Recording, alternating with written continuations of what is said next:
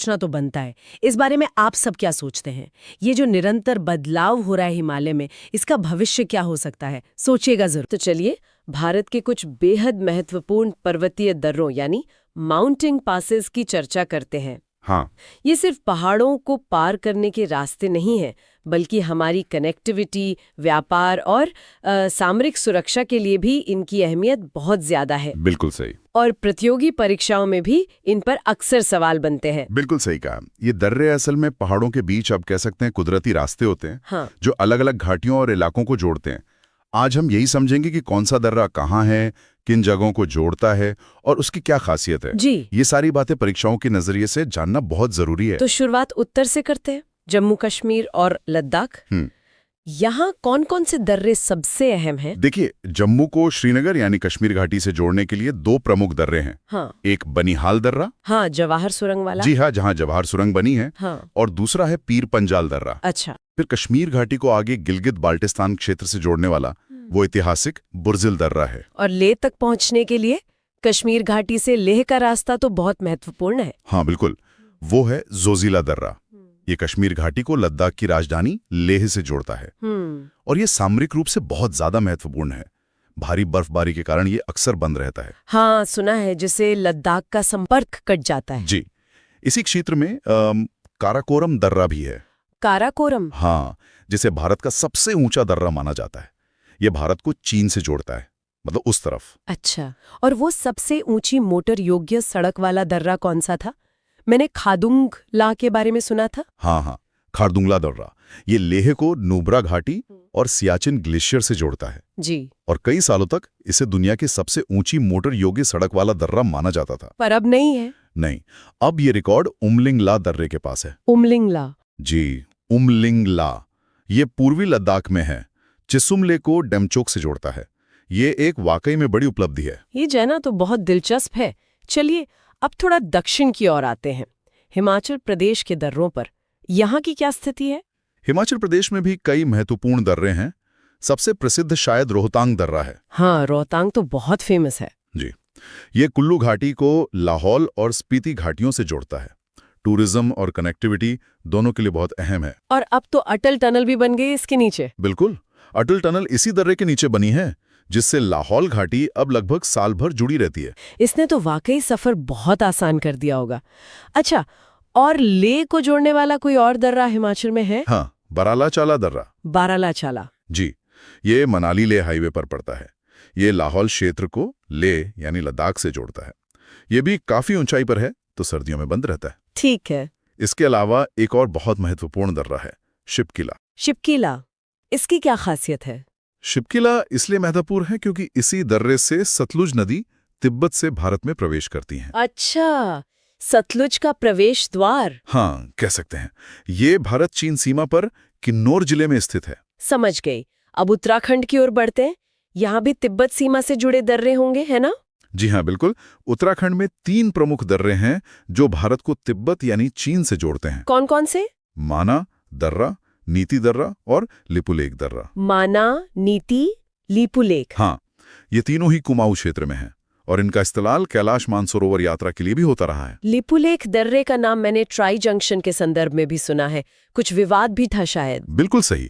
लिपुलेख दर्रा एक कह सकते हैं संवेदनशील बिंदु पर स्थित है, जहां भारत, नेपाल और चीन की सीमाएं मिलती हैं या बहुत करीब हैं। इसी ट्राई जंक्शन की स्थिति के कारण इसका सामरिक महत्व और भी बढ़ जाता है। समझ गया।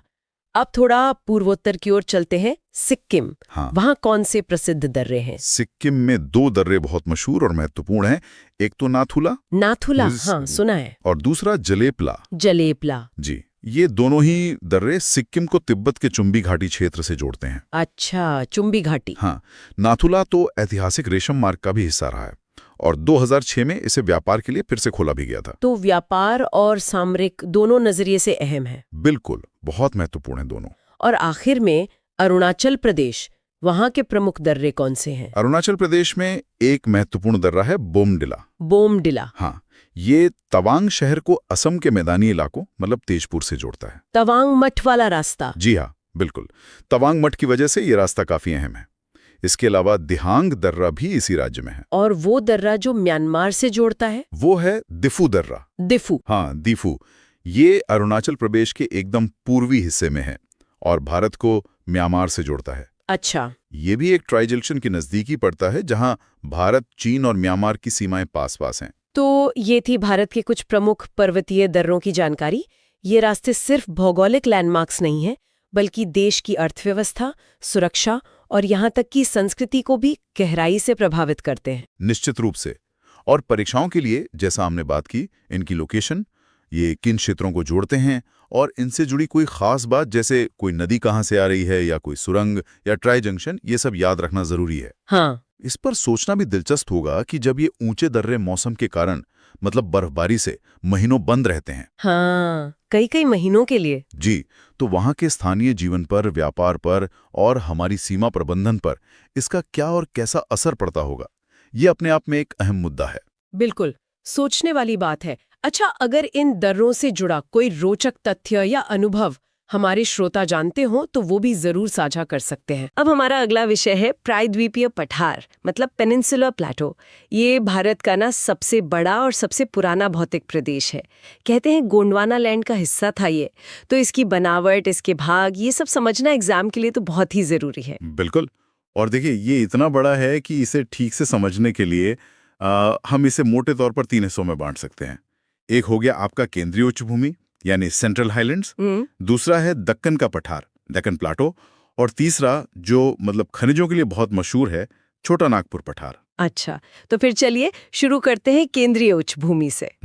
इसका फैलाव नर्मदा नदी के उत्तर में है ना? हाँ, नर्मदा के उत्तर वाला हिस्सा। इसमें देखिए, सबसे पहले आता है मालवा पठार।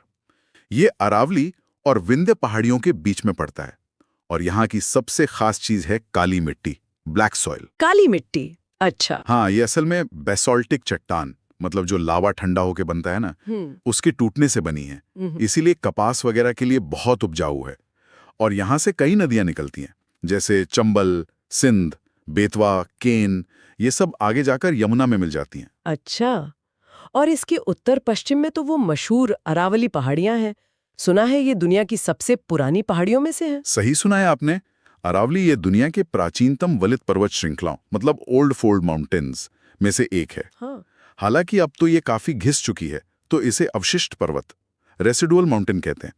पर इसकी सबसे ऊंची चोटी, गुरु शिखर, माउंट आबू के पास, वो 1722 मीटर है। ओहो, 1722 मीटर, ठीक है। और मालवा के दक्षिण में नीचे की तरफ? वहां है विंध्य रेंज, विंध्य श्रृंखला।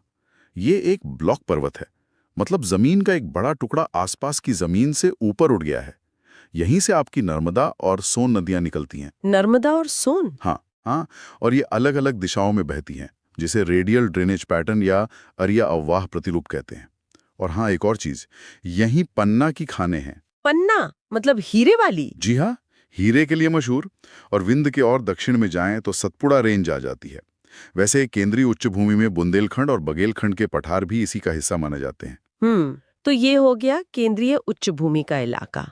अब नर्मदा के दक्षिण में चलते, दक्कन के पठार की ओर। बिल्कुल। तो नर्मदा नदी के दक्षिण में ये एक त्रिभुज जैसा ट्रायंगल भूभाग है, दक्कन का पठार।